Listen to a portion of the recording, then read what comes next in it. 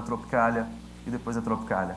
O tropicalismo ele estabelece uma nova, dizer assim, entre aspas, corporeidade, né? O corpo é usado no extremo, né? É quase uma celebração. O palco se torna uma celebração. Música tem a ver com o corpo, a voz tem a ver com a roupa, entra nessa dimensão e tudo. Pintura, né? O cenário. O que era na música brasileira cantar, estar no palco, o corpo mostrado no palco antes do tropicalismo? O que ela se tornou depois, tá? Pela tua experiência como músico, como compositor. Eu acho que o que muito influenciou, bom, mudou tudo, e aí podíamos falar muito sobre o assunto, muitos enfoques, mas um dos principais são dois que me vêm à lembrança.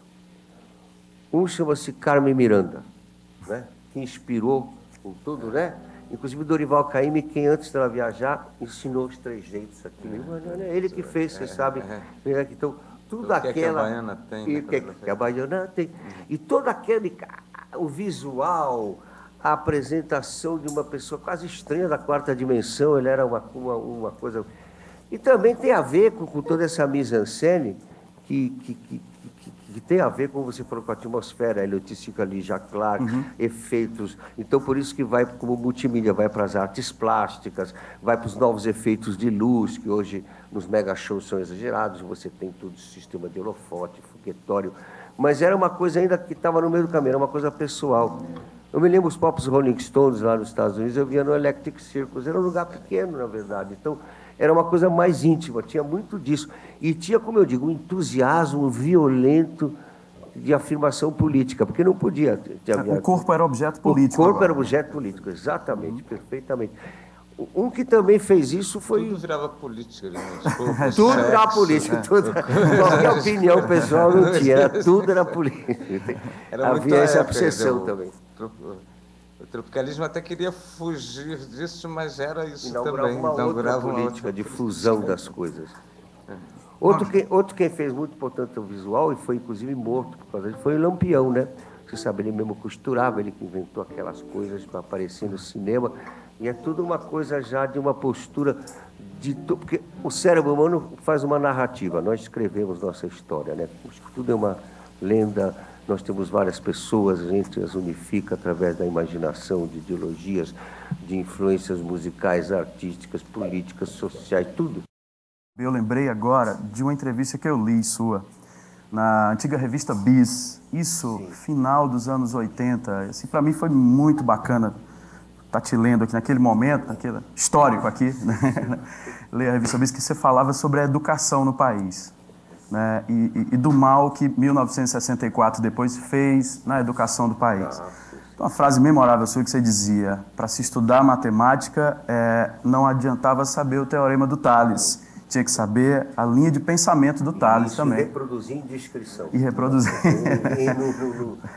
Rememora isso para mim. Rememora esse choque pós-64 na educação. Só aproveitando, Maltner, a pergunta da Daniela Gurgel é exatamente nessa linha. A gente passa um pouco aqui da estética para a ética, para a política, para a ideologia. Na opinião de vocês, o que fazer para reverter o estrago feito pela ditadura na mente de toda uma geração que por anos foi forçada e estimulada à apatia política, da reivindicação de direitos, que muito infelizmente teima em se perpetuar essa apatia? E a Fátima Carvalho, que é professora, pergunta: o tropicalismo foi um movimento de vanguarda, onde vocês quebraram o preconceito de ver o Brasil em diversos contextos. Mas hoje, como está o Brasil ideologicamente? Onde estão os movimentos políticos, artísticos, sociais? Então, depois da ditadura e hoje? Bom, a educação se caracterizava, o Brasil tinha uma educação exemplar, calcada na francesa, europeia. Então, mesmo nas escolas públicas, Dom Pedro, né, no Rio de Janeiro, já no ginásio se ensinava latim, grego, história antiga, português tinha todos os dias e você tinha que reproduzir tudo em redação. Então, um professor, por exemplo, professor de geografia entrava e queria saber o que o professor de história tinha falado. E, por sua vez, o professor de história representava, assim, teluricamente, ele mostrava o assassinato de Júlio César. César me enfiava uma régua, assim, a coitada até tropeçava. E o professor de geografia queria saber que parte de Júlio César. Então, ele falava, foi aquela, depois do assassinato, depois da invasão da Gália. Aí ele começava a falar da geografia lá da Europa, com aquelas florestas. Por sua vez, a professora de matemática de Pitágoras se entrava e queria saber.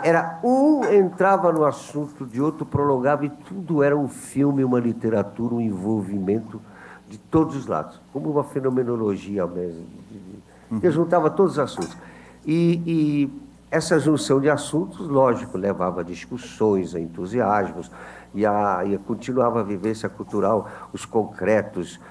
Você ter, naquela época em São Paulo, era muito pequenininho, mas todos os lugares assim. Então, no meio da noite, em boates até, boates, curtição só, à meia-noite vinha um poeta e lia poesias de amor, era um aplauso, um sucesso. Então, havia muita palpitação ideológica, filosófica. Quando veio o regime militar, eles decidiram que esse negócio de um assunto entrar no outro levava ao socialismo comunista. Então, tinha que separar tudo. E me disseram assim, e nós não, nós ficaremos com a visão toda, porque isso é entre nós só, a gente saber um assunto entrar no outro assim, desse jeito, e aí falávamos horas e tudo. Agora, o Brasil de hoje acabou isso tudo. Hoje em dia, a plenitude democrática incluiu. Você tem, como eu disse, comunidades viraram ONGs, a participação é total. E a democracia que foi inventada pelo teatro grego, ela é uma permanente catarse de tudo. Acho que nós estamos revertendo o estrago, mas tem que... E o mundo... Hoje em dia o Brasil... Eu digo assim, o Brasil é um gigante que se fingiu de invisível até agora. Agora explodiu. Não tem mais limite-se à consciência, o poder de riqueza do povo brasileiro e dos direitos. Vocês vejam, a própria Constituição nossa, a Constituição logo depois do regime militar, ela é a mais liberal e libertária do mundo.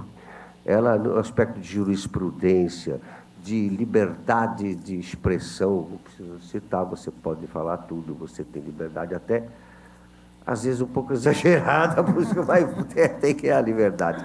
Para contrastar a ditadura, nós temos as leis de jurisprudência mais livres do mundo. Então, o advogado pode entrar sem ser revistado na prisão, pode sair.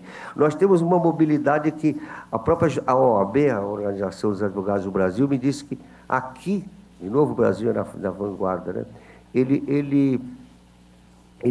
O juiz mesmo interpreta a lei, mais do que na Inglaterra, além do senso comum. Ele tem liberdade de colocar qualquer atenuante. Então, por isso que às vezes é usado para o mal, né? O cara que tem muito dinheiro, ele vai botando liminar. Mas isso tudo é para contrastar com esse controle do regime militar. No próximo bloco, o lado transgressor da Tropicália. Voltamos já.